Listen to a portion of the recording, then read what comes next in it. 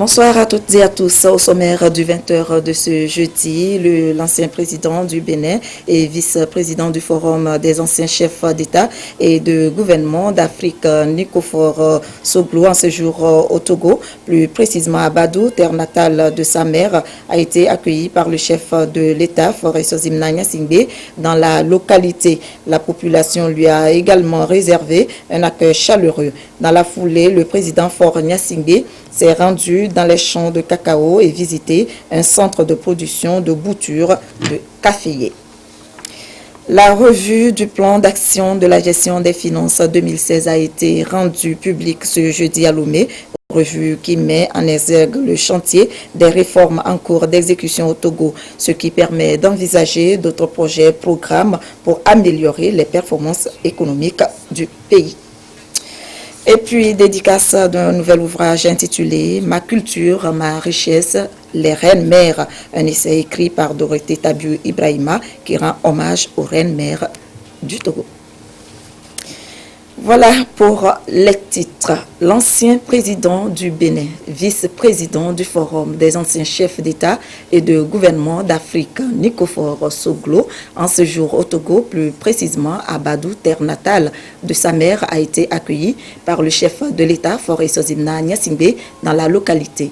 La population également a, dans une liesse générale, réservé un accueil chaleureux à l'ancien président béninois. Dans la foulée, le président Faure Sozimna Gnassingbé s'est rendu dans les champs de cacao et a visité un centre de production de boutures de caféiers. Idem Sosupo.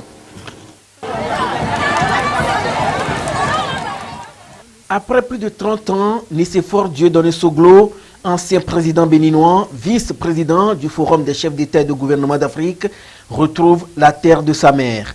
Badou l'a vu grandir et pour lui, ce retour constitue un pèlerinage. Le chef de l'État, Faure Sozimna Gnassingbé, s'est également rendu dans la localité pour l'accueillir.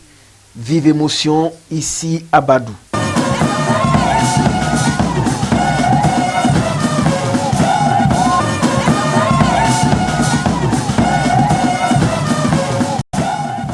Nicéphore Soglo n'a pas manqué de féliciter le président Faure Sozimna Gnassingbé pour sa politique des grands travaux qui a permis de rénover la route pour accéder à la localité. À Badou, le président Faure Sozimna Gnassingbé a visité les champs de cacaoyers. La préfecture de Wawa est l'une des 8 préfectures dans lesquelles sont produits actuellement 10 556 tonnes de café cacao, soit 33,89% de la moyenne nationale. Un tour dans ce champ de variétés hybrides a permis au chef de l'État d'apprécier son rendement, 600 kg par hectare. Les deux secteurs sont en pleine expansion. À Azafi, le président de la République a visité le centre de production de matériel végétal, notamment les boutures de caféiers. Il a une capacité de production de 400 000 tonnes de boutures par an. Le gouvernement togolais est déterminé à mettre en œuvre les réformes de la gestion des finances publiques. Celles en cours d'exécution ont permis d'améliorer les performances économiques du pays au cours de ces dernières années grâce à une meilleure politique économique et surtout à l'assainissement des finances publiques. La revue de performance du plan d'action de la gestion 2016 des finances vient d'être publiée ce jeudi à Lomé. En savoir plus avec Rufine Komaklo et Soham Teutu. Qui ne mesure pas n'avance pas, dit-on souvent. Le gouvernement qui a engagé des réformes tous azimuts en vue d'une meilleure gouvernance des affaires publiques s'est fixé 2 revues chaque année pour évaluer la performance des réformes en fin juin et à la fin de l'année. L'exercice actuel consiste à évaluer le 2e semestre de 2016, une évaluation qui prend en compte la formation des acteurs sur la nouvelle méthodologie basée sur la valeur acquise. Cette valeur acquise, qui est cette nouvelle formule, c'est de savoir est-ce que les réformes ont été faites dans les délais, est-ce que ces réformes ont coûté au prix qu'il a été convenu, ou ça a coûté plus cher, et est-ce que tout ce qui a été prévu a été réalisé dans l'intérêt général. Pour 2016, sur 114 activités programmées, 15% sont jugées performantes, 25% ne le sont pas. Quant aux 102% des activités restantes, et n'ont pas pu être évaluées pour des raisons d'absence de planification, de suivi, évaluation ou de mauvaise estimation des coûts. Ces difficultés seront corrigées avec la mise en place en cours des cellules de planification et de suivi-évaluation dans chaque ministère pour que le Togo continue d'enregistrer des progrès comme on peut le constater au niveau des indicateurs, du budget et de la masse salariale. En 2006, quel était le niveau des recettes au Togo? Le budget ne dépassait pas 200 milliards. Aujourd'hui, de 2006, on est au budget 2016, on est à 1000 milliards et au-delà. Si vous prenez la masse salariale, en 2006, la masse salariale ne dépassait pas, c'est-à-dire ce que le gouvernement utilise pour payer les fonctionnaires, ne dépassait pas plus de 60 milliards. Aujourd'hui, la masse salariale est au-delà de 180 milliards. Il y a eu des évaluations qui ont été faites et à partir des recommandations, le gouvernement a mis en place des organes pour prendre en compte ces recommandations. Ce qui a été fait, ça va être passé en revue lors de cet atelier et lors de l'atelier national qui va se tenir la semaine prochaine. Les premières réformes ont démarré en 2006. 10 ans après, il est question de voir quels sont les acquis et quoi envisager pour l'avenir. D'ores et déjà, pour l'efficacité et l'efficience des budgets programmes, le secrétaire permanent pour le suivi des politiques des réformes et des programmes financiers, Mongo Ahar, a plaidé auprès de la représentante de la délégation de l'Union européenne pour des modules de formation sur la planification qui reste un défi à relever dans les différentes administrations.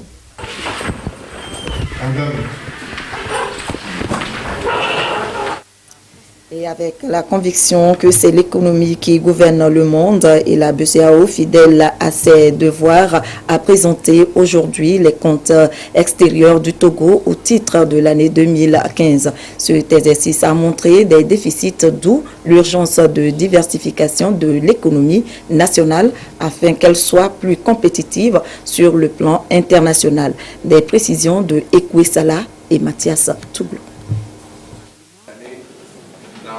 C'est un exercice qui régulièrement vient éclairer l'opinion publique sur l'état des lieux en matière d'échanges commerciaux. En général, le constat est net. Au niveau de la balance de paiement demeure un déficit, comme chaque année.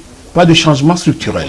La balance des paiements enregistre un excédent de 114 935 millions contre un déficit de 76 490 millions en 2014. Et le déficit s'est encore aggravé en 2015, mais cela peut s'expliquer par le fait que en 2015, un peu comme en 2016, on verra ça plus tard, il y a eu des importations massives de biens d'équipement. Parce que, comme vous le savez, le Togo s'est engagé dans un processus de développement des infrastructures de base. Et ces infrastructures de base-là impliquent qu'il y ait des importations d'équipements. Le compte financier 2015 a enregistré des entrées nettes de capitaux à hauteur de 225 472 millions contre des sorties nettes de 9 845 millions en 2014, en ligne avec l'évolution des investissements directs.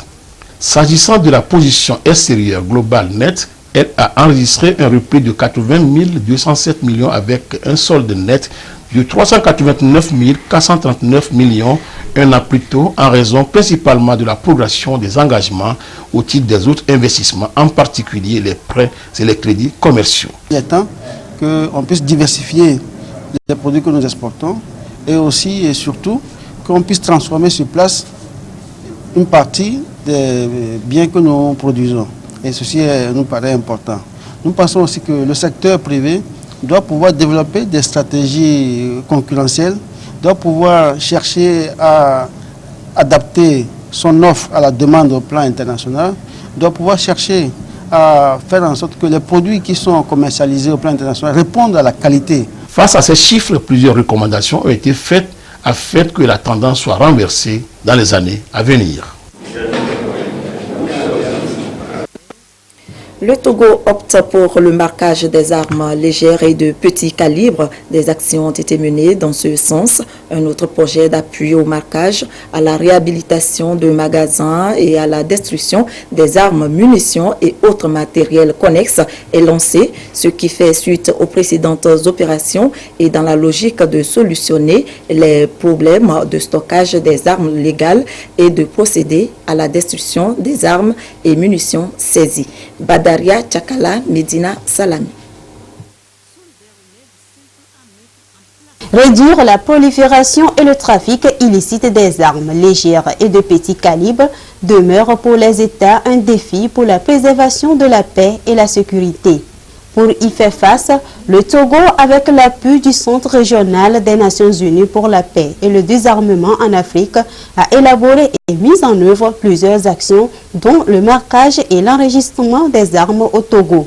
9064 armes ont été ainsi marquées en 2014. Le processus se poursuit ce jour avec le projet d'appui au marquage, à la réhabilitation de magasins et à la destruction des armes.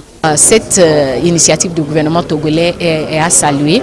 Pourquoi? Parce que c'est un des rares pays qui a décidé d'utiliser ses moyens, propres moyens, et essayer de trouver l'appui des opérateurs économiques locaux pour faire ce processus de marquage, qui est un processus, comme vous avez vu dans les présentations, important pour aider à la traçabilité des armes perdues. Avec ce projet, pour le Togo, les marquages seront faits et une base de données fiable sera établie.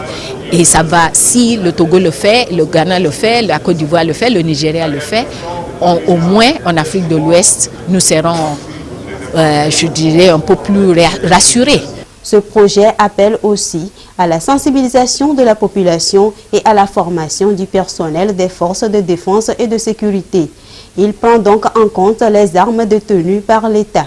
Le projet de 2014 ne s'est intéressé qu'au marquage des armes détenues par la population civile, en laissant de côté celles détenues par l'État. Ce processus, pour être complet et plus efficace, doit prendre en compte toutes les armes en circulation dans notre pays, qu'il s'agisse des armes civiles ou de guerre. C'est l'une des raisons, parmi tant d'autres, et la principale nouveauté qui justifie le présent projet. De façon plus spécifique, ce projet vise essentiellement à évaluer l'état de gestion des stocks d'armes et munitions, contribuer à l'utilisation par le gouvernement togolais des standards internationaux de marquage et de gestion des armes conformément aux instruments juridiques en la matière, notamment la Convention de la CEDEAO sur les armes légères et de petit calibre. Réhabiliter et sécuriser les magasins servant de stockage d'armes et munitions. Promouvoir le marquage des armes des forces de défense et de sécurité et poursuivre le marquage de celles détenues par la population civile. La mise en œuvre de ce projet permettra de moderniser l'action des forces de défense et de sécurité dans le contrôle et d'améliorer ostensiblement la lutte contre la circulation et le trafic illicite des armes légères et de petit calibre dans notre pays. Il s'agit donc pour les États, à travers la mise en œuvre de ce projet, de respecter l'application de la Convention de la CEDEAO portant sur la réduction du trafic illicite des armes légères et de petit calibre et la prolifération des armes dans la sous-région et au renforcement des institutions nationales compétentes.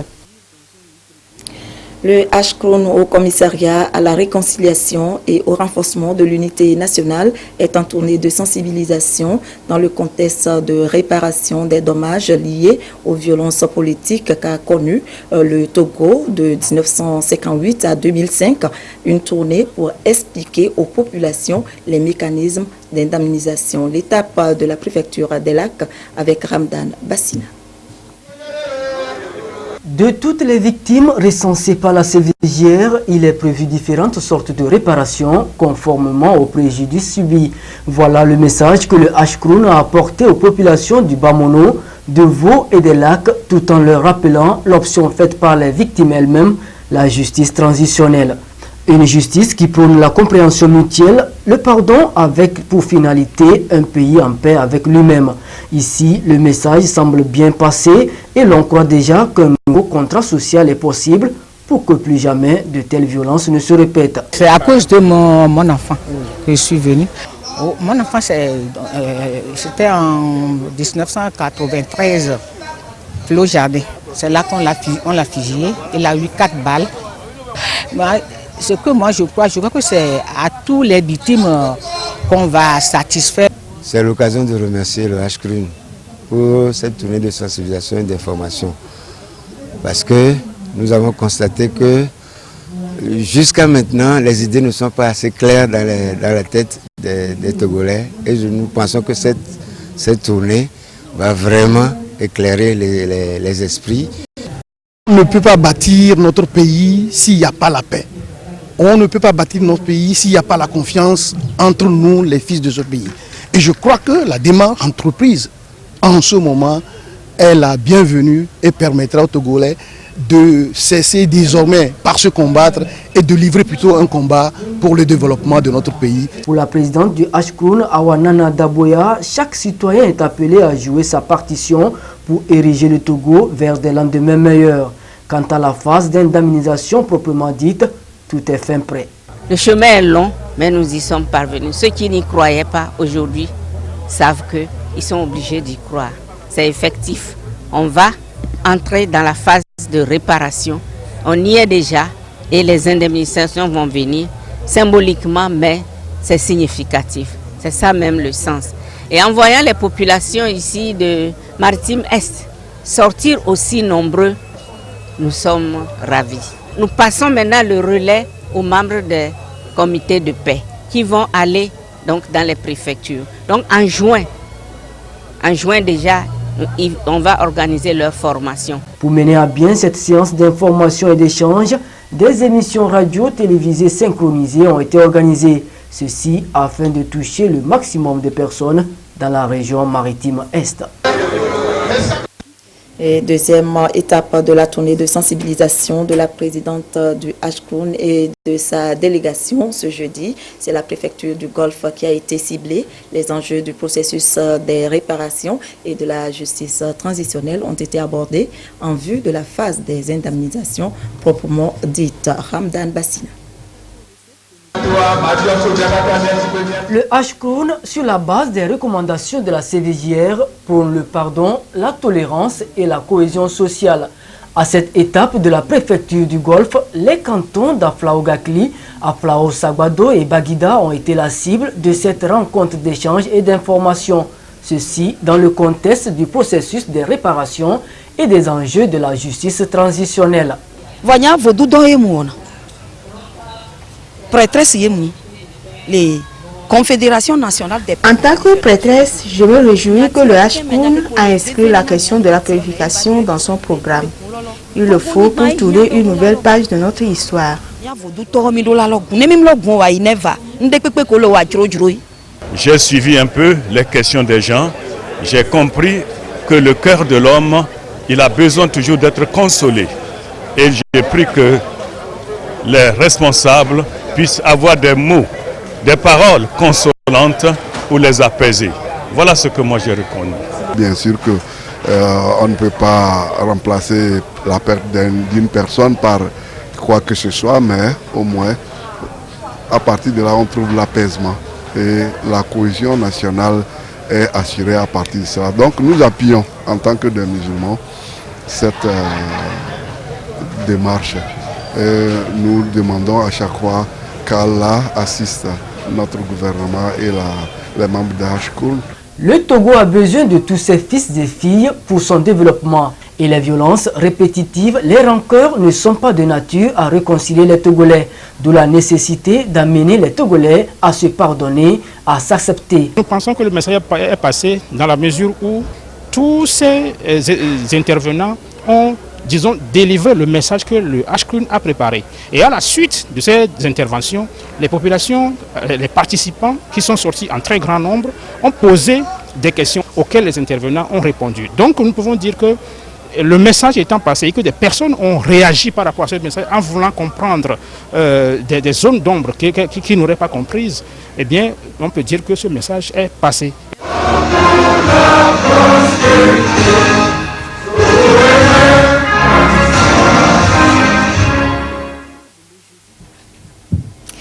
Agriculture et la promotion de la filière soja au Togo, producteurs, transformateurs et exportateurs sont en session de formation sur les normes de qualité et les procédures administratives à l'exportation, ce qui leur permettra d'offrir des produits de qualité qui répondent aux normes et standards internationaux. Gérard Lagoudou. La démarche qualité est l'une des exigences prônées par l'Organisation mondiale du commerce dans tous les secteurs de production. Parmi les filières à fort potentiel agricole de création de la valeur ajoutée, le soja a été identifié. En dépit des opportunités d'emploi et de réduction de la pauvreté qu'elle offre, la filière soja se caractérise par la faiblesse de l'organisation des acteurs et surtout le non-respect des normes de qualité, un aspect capital de la compétitivité dans le contexte des exportations. En matière de normes, nos pays, notamment les pays les moins avancés, ont beaucoup de problèmes. Le respect des normes commence déjà à partir de la production, donc à partir du champ, à partir de la mise en emballage et aussi à l'exportation. Mais malheureusement, les acteurs de nos filières agricoles ne connaissent pas bien ces normes qui sont exigées au plan international. D'où la nécessité d'outiller les acteurs du dit domaine sur la nouvelle donne. Ici à Théviers, les producteurs de la filière soja s'approprient les normes de qualité et les procédures administratives à l'exportation du soja. Ils sont issus des régions maritimes, des plateaux et centrales. La bonne qualité, ça commence dès la production jusqu'à la récolte. Donc, tout ce processus, il faut le mettre au point. Ensuite, permettre aux exportateurs de maîtriser toute la procédure, le conditionnement, les papiers administratifs et tout ce qu'il faut avant la mise sur le marché international. Cette rencontre de 2 jours est une initiative du ministère en charge du commerce qui veut soutenir la filière soja tant dans la recherche et la production que dans la transformation et la commercialisation avec l'appui financier du secrétariat de mise en œuvre du cadre intégré. Journalistes des médias publics et privés s'engagent à promouvoir le droit à une alimentation adéquate. Pour y parvenir, ils ont jugé bon de se constituer en réseau. C'est avec l'appui technique et financier de la FAO, Organisation des Nations Unies pour l'alimentation et l'agriculture. Reine Tchédré et Clarisse Atticlet nous en disent un peu plus. Les professionnels des médias veulent contribuer à la promotion du droit à une alimentation adéquate au Togo. Pour y arriver, et conformément à l'une des recommandations issues du diagnostic sur le droit à l'alimentation réalisé en 2015 au Togo, ils se sont constitués en réseau. Une initiative appréciée et appuyée par la FAO qui trouve en ce réseau un véritable cadre de promotion des activités liées à la sécurité alimentaire et nutritionnelle. Le réseau qui sera constitué se veut un réseau qui servira d'un bon relais sur toutes les questions de sécurité alimentaire au Togo. Vous savez que le pays fait beaucoup d'efforts sur cette question, mais si on ne va pas vers les acteurs, si on n'informe pas davantage, ça pénalise aussi le pays sur un certain nombre d'aspects, même vis-à-vis de l'extérieur. Quand on fait les scores, les indicateurs, il faut qu'on en parle, qu'on publie, que tout le monde sache ce qui est bien, ce qu'on doit améliorer. Et cela participe aussi à la construction du pays. C'est à travers le projet Intégrer le droit à une alimentation adéquate et la bonne gouvernance au sein des législations et institutions nationales. Une cinquantaine de journalistes venus des différentes régions ont pris part à cette assemblée générale et constitutive. Ils vont procéder à l'analyse et à l'adoption des tests du réseau. Les activités seront soldées par la mise en place d'un bureau définitif en remplacement du comité provisoire qui coordonnait les activités du réseau. À l'étranger, en bref, au Burkina Faso, 400 millions de francs CFA ont disparu au niveau du fonds d'entretien routier, une faute commise par la direction financière et comptable du fonds et une mesure disciplinaire a été prise à son encontre, a affirmé Éric Bougouma, ministre des Infrastructures, à la sortie du Conseil des ministres du 17 mai dernier. Selon le ministre, toujours, c'est suite à une condamnation de la Cour d'appel de Ouagadougou que le fonds a été appelé à payer plus de 401 millions de francs CFA à la Société Générale Burkina Faso. Ceci conformément aux dispositions de l'acte uniforme relatif à la procédure de recouvrement forcé. Aux États-Unis, Donald Trump dénonce une chasse aux sorcières. Le président américain a nommé Robert Mueller procureur spécial. Cet ancien chef du FBI a eu une mission délicate, enquêter sur une éventuelle collusion entre des proches de Donald Trump et la Russie. Accueilli par des manifestants à chacun de ses déplacements, comme ici dans le Connecticut mercredi soir. Donald Trump ne s'attendait pas en revanche à la surprise annoncée quelques heures plus tard. La surprise s'appelle Robert Mueller. L'homme va enquêter sur les liens entre la Russie et la campagne électorale du président américain. Il obtient les pleins pouvoirs. Selon la lettre qui fixe ses prérogatives, les investigations devront s'intéresser à l'ingérence russe dans la présidentielle, mais aussi à tout autre sujet qui découlerait de l'enquête, un champ de recherche potentiellement explosif. Je pense que c'est la grande crainte de beaucoup dans l'administration Trump, que l'enquête ne soit pas restreinte, qu'elle devienne comme une pieuvre, tentaculaire. Le choix de Robert Mueller fait la quasi-unanimité aux États-Unis. L'homme est respecté, il est parmi ceux qui sont restés le plus longtemps à la tête du FBI, à la fois sous la présidence de George Bush et celle de Barack Obama. Les démocrates se réjouissent et les républicains saluent aussi la nomination. C'est un homme intègre qui peut compter sur un support et un respect des deux partis. Je pense vraiment qu'il est le bon choix. Même Donald Trump fait mine de se réjouir de cette nomination surprise. Dans un communiqué, le locataire de la Maison-Blanche se dit impatient que cette affaire se conclue pour, selon lui, prouver qu'aucune collusion n'a existé avec des responsables russes. Aujourd'hui, la thèse d'une destitution du président reste largement improbable. Dès hier, pourtant, un premier élu républicain avait osé évoquer la question publiquement au Congrès.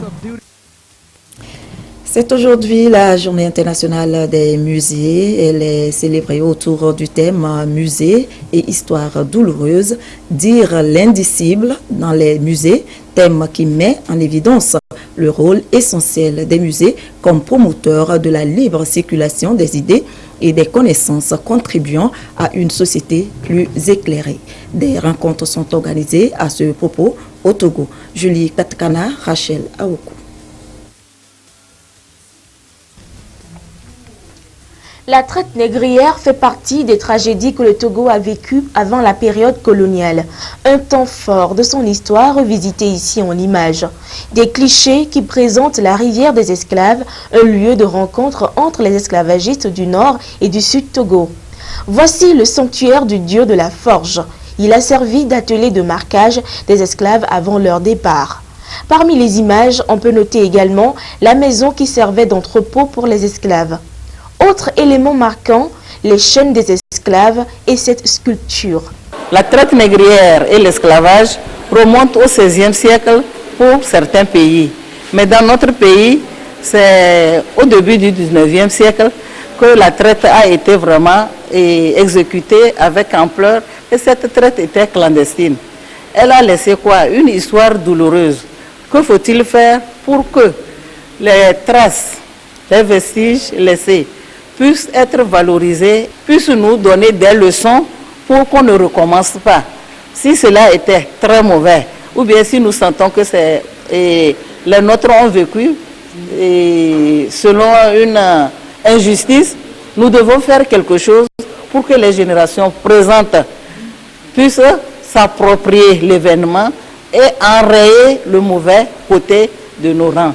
À côté de ces souvenirs douloureux, les objets d'art de la culture togolaise. Les œuvres, 1056 au total, sont bien gardées afin de sauvegarder le patrimoine culturel togolais. Notre musée est un musée à la fois ethnographique et historique. Du coup, il comporte les objets qui appartiennent à 80% des ethnies qui composent le Togo et ensuite des objets ayant trait à l'histoire du Togo, en passant par l'esclavage et la colonisation jusqu'aux indépendances. Par rapport aux objets ethnographiques, nous passons des objets en fer, la poterie, les objets en bois, en peau d'animaux. On peut découvrir des lieux de mémoire que nous avons sur Kakemono. Il y a également les traités d'abolition de la traite et aussi la photo d'une des cannes que la reine Victoria, la reine d'Angleterre, a envoyée en 1852 au roi de Gunkopé, de Gilidji et d'Agboudrafort pour leur encourager à interdire la traite négrière. Le musée est ouvert tous les jours ouvrables de 8h à 12h et de 14h30 à 17h30. Les citoyens sont invités à faire un tour afin de revivre l'histoire du Togo. La diaspora togolaise des années 1960 à nos jours, un ouvrage qui analyse la diaspora togolaise à travers un état des lieux, son histoire récente notamment.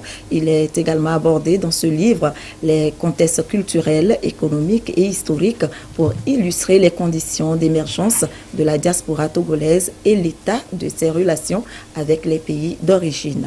Il y a eu aussi une exposition sur l'immigration illégale juste après la dédicace de ce chef-d'œuvre signé Christian Agbobli. Aïcha Ziebrou, Lucassi, Christine Petekialoude. La diaspora togolaise des années 1960 à nos jours, une nouvelle œuvre dans les rayons de la littérature.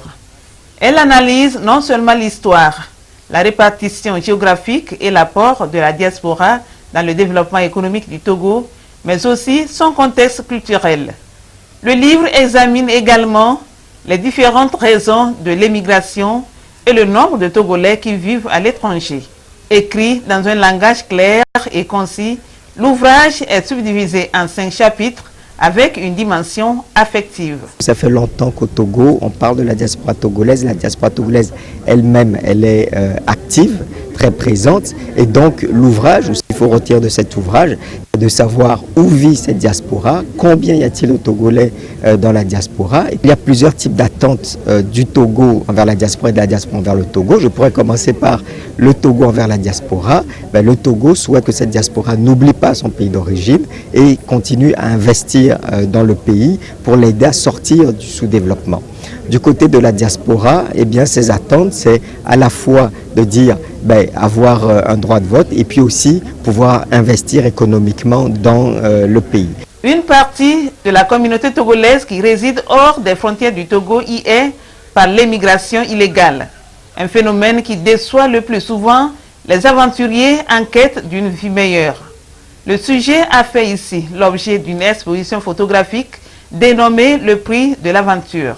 Ils sont en train de ressortir les difficultés liées à l'immigration aveugle que nos frères et sœurs sont en train de faire à travers les pays limitrophes et même au Moyen-Orient et même en Europe. Le message véhiculé par ces 10 œuvres rejoint en partie les idées contenues dans l'œuvre dédicacée.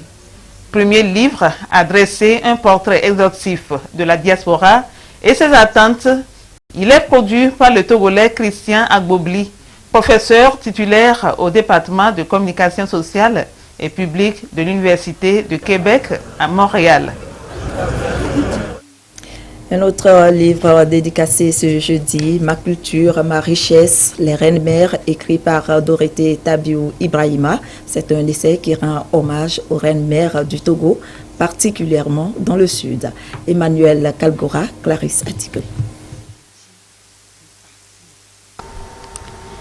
Écrit en 84 pages et structuré en 8 chapitres, cet ouvrage publié aux éditions Aoudi rend hommage aux reines-mères, ces femmes qui ont un rôle prépondérant dans la gestion des ressources humaines d'un village donné. Les reines-mères représentent une entité ayant donc son individualité aux côtés de la chefferie traditionnelle. Le livre met en relief le quotidien de Mama Sika Awo 3, reine-mère d'Agou à Kumaou dans le Cloto. Les reines-mères, c'est un thème qui peut intéresser la gente féminine. Alors je me suis lancée dessus et c'est depuis 5 ans que j'ai mené la recherche parce qu'elle a été difficile, et parce que c'est compliqué d'entrer dans ce sillage culturel, traditionnel, c'est très compliqué, mais par la grâce de Dieu. J'ai travaillé et bien travaillé d'ailleurs avec Maman Sika, et c'est elle qui fait l'objet du livre. Je voulais dans le temps que ce soit un roman, mais avec les recherches sur le terrain et la réalité sur le terrain, nous avons changé un peu et c'est devenu un essai. Et tout ce qui a été dit dans l'ouvrage est vérifiable sur le terrain. Je me suis contentée de développer dans l'ouvrage ce qui peut intéresser réellement les femmes et les jeunes filles pour qu'elles se disent « Ah, nous avons quand même des femmes leaders au Togo, nous devons aller à leur découverte et pourquoi pas les prendre en exemple ». L'auteur fait apparaître dans l'ouvrage certaines difficultés dans la définition du rôle de la reine-mère, d'où cet appel à définir le statut des reines-mères afin d'éviter d'éventuelles confusions des missions autour de la chefferie traditionnelle. Nous assistons avec satisfaction le travail que font les reines-mères. Mais les reines-mères, nous n'avons pas leur statut formel dans notre administration. Donc aujourd'hui, nous lançons appel. Nous invitons à ceux qui écrivent, que ce soit les journalistes, les historiens, les écrivains, d'approfondir la réflexion sur le statut des reines-mères. Et c'est à l'État de consacrer, si les reines-mères, aux côtés des chefs traditionnels, existent et que ça apporte beaucoup à nos valeurs, c'est comme ça que nous allons méditer sur ce que c'est que les reines-mères, ce que font les reines-mères, leur rôle, leurs prérogatives et tout ce que les reines-mères font comme pour le développement de la cité. Le dernier livre en date de Dolib Tabiou, préfacé par Togbu et Goutété 11, chef canton de Tavier, devient ainsi un document de référence au point de vue historique, sociologique et anthropologique. L'ouvrage fait donc référence à la procédure de désignation, d'intronisation, du profil et de la reconnaissance d'une reine-mère. Dolib Dorothée Tabiou est journaliste. Elle a été présentatrice de journaux télévisés à la TVT. Chargée actuellement de la communication à la Cour des comptes du Togo, elle est à son 6e ouvrage. Jeudi, nous retrouvons Claude Ama à travers la page des sports. Claude, bonsoir. Bonsoir, Nadège. Le président de l'AS Togo Port n'est plus. Nadège, c'est ce matin que M. Boupessi Essoyaba, président de l'AS Togo Port, a rendu l'âme suite à une maladie. Si nous pouvons donc avoir les images de l'UNIS disparu, la division des sports de la télévision togolaise présente ses sincères condoléances à la famille éplorée et à l'AS Togoport. Avant son décès, sa formation, actuel leader du championnat national de première division, s'est séparée dos à dos avec ses massifs un but partout hier au stade municipal de Lomé lors de la 24e journée. Martin Sandani, Mankoui. Dans ce duel sans merci, les guerriers de Tchaldo étaient venus en conquérant et non en victimes résignées. Et pour preuve, une première tentative de Sozina Féchal à la 11e minute pouvait leur offrir l'ouverture du score, mais celui-ci cadre mal sa frappe. 25e minute, le même Sozina Féchal frappa à bout portant une balle mal appréciée par le goal Ludovic Abouchi qui finit sa course dans les filets. 1-0 en faveur de Semassi, score à la pause. À la reprise, la réaction de l'AS Togoport ne s'est pas fait attendre. Sur un coup de pied arrêté de Gazozo Koku, Seonu Kodjo surprend le goal Yakubu Nourundine d'une tête plongeante. À un but partout, les deux formations se donnent à fond, mais le marquoir ne change pas, au grand bonheur des porteurs qui caracolent toujours en tête du classement. Les autres résultats de cette 24e journée, Adapan Fouadan Dicte Salois à Kotoko, battu 2-0. Akara, Bikinti et Gomindo se partagent les points, un but partout. À Sokode Unisport, domine Dito, 1-0. Même score à Chamba en faveur de Koroki face à Asko. Agaza épingle Ange au stade d'Agoué, 1-0. Et puis à Ablogame, AS Oter, Maranatha, 2-1. De la boxe pour poursuivre le projet Year of Africa a démarré ce matin dans notre capitale. Initié par la Confédération africaine de boxe, ce projet qui s'étend sur 4 jours a débuté par une formation des encadreurs techniques et autres acteurs du noble art. Lamine Koko Konaté. Cette session de mise à niveau à la fois théorique et pratique réunit près de 80 professionnels de la boxe togolaise, béninoise et ghanéenne. La démarche s'inscrit dans le projet Year of Africa 2017. Une genèse d'histoire m'amène à vous expliquer profondément comment est-ce que l'idée est née. Nous étions à Grand Bassam en 2015, juste après donc, le coup de feu sur les Ivoiriens. Nous avons cru, en ma qualité donc, de président de la Confédération africaine de boxe, j'ai dépêché le président mondial pour qu'on aille déposer une gerbe de fleurs à Grand Bassam en Côte d'Ivoire. C'est là où l'idée est venue que nous devons donner un peu de baume dans le cœur des jeunes pour leur dire que ça ne devait pas arrêter le sport. Au-delà de cette idée, Year of Africa constitue une plateforme de promotion du noble art à la base. Mais nous avons pu, en ma qualité, identifier les besoins de l'Afrique. En termes d'identification, nous avons vu qu'on n'a pas d'arbitre qualifié. Nous n'avons pas de juge qualifié, nous n'avons pas de coach qualifié, nous n'avons pas de ITOs. Il y a beaucoup de rubriques qui manquent. Ça fait que le Togolais ou l'Africain est rare dans les compétitions, sauf à la limite les Maghrébiens. On a des cours pour remonter donc, le niveau de ceux-là qui, entre-temps, avaient une certaine expérience. On est en train d'apprendre aux jeunes qui sont désireux de venir à la boxe. La formation se poursuit ce vendredi au siège du Comité national olympique du Togo. Elle sera suivie samedi d'une caravane à travers les artères de Lomé. Et l'apothéose est prévue dimanche à la plage avec des démonstrations dans un ring ambulant. Au 4e jeu de la solidarité islamique de Bakou 2017, les athlètes togolais qui ont compéti hier n'ont pas su réaliser leurs exploits. Si les 2 athlètes en 200 mètres ont pu atteindre les demi-finales, les 2 autres en tennis de table se sont arrêtés en 8e de finale. De Bakou, notre envoyé spécial Jean Kofi est dit.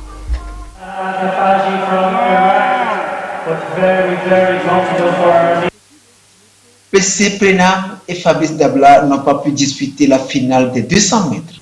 21 secondes 69 pour Fabrice et 25 secondes 46 pour Prena.